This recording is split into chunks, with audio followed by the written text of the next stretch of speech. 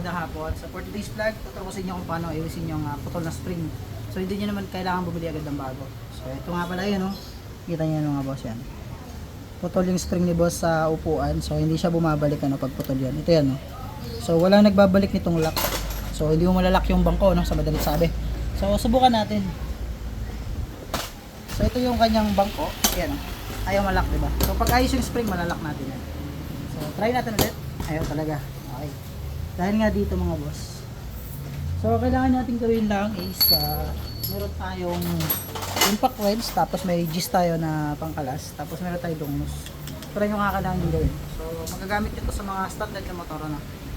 Yung mga mayroong lock dito. Sa mga Sniper 150, 155. Okay, buksan natin. Tanggalin nyo lang ito mga boss. So marami talagang content araw-araw mga bossing. So tamad lang kami, no? Dahil marami kaming ginagawa. Hindi kami makapaggawa ng maraming video. So pag natanggal nyo na agad yung dalawang G's na bolts at ito na yung makikita nyo dyan. Yan. So tanggalin nyo muna siya mga boss. O diba? Pwede pa yan mga boss. So ang gawin nyo, diba naputol yung isa. So ang gawin nyo lang is kuha yung long nose. Yan. Hinahan nyo ng konti. Yan. Gawa kayo ng bagong pangkawit. So naputol na yung pangkawit niya sa isa eh. Diba? Gagawa lang kayo. So ito niya siya mga bossing. Ikakawit na natin. So ayun na, pwede na ulit siya, diba? O. Hindi na putol. Block to niya yung kaputol ulit. So gagawin niya ito ni boss sa bahay pag nasiraan siya. Yan. So ikawit niyo ulit dito. Yan, sige, hindi pa nakakain sa tanghali. Katal tuloy.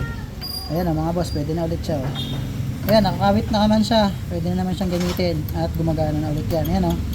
Siyempre, pag ganito na tumutunog na siya, ganito lang gawin nyo. Wala kayo na pang lubrikan.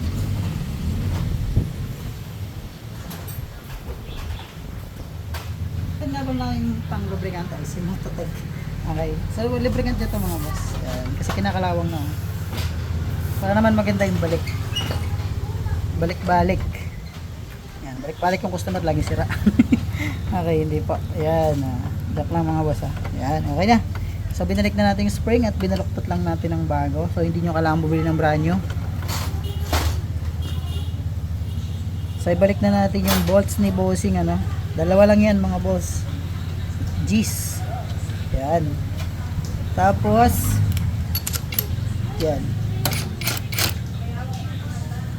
Pare ko po pumagsak.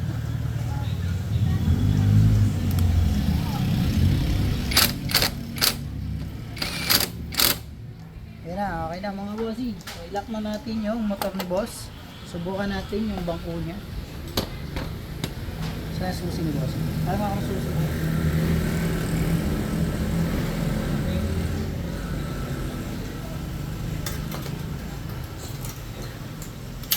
Yun o. Ayan o. Gusto natin? Oo, diba? Pagsak ulit natin. Ayos na. Isa pa ulit. O.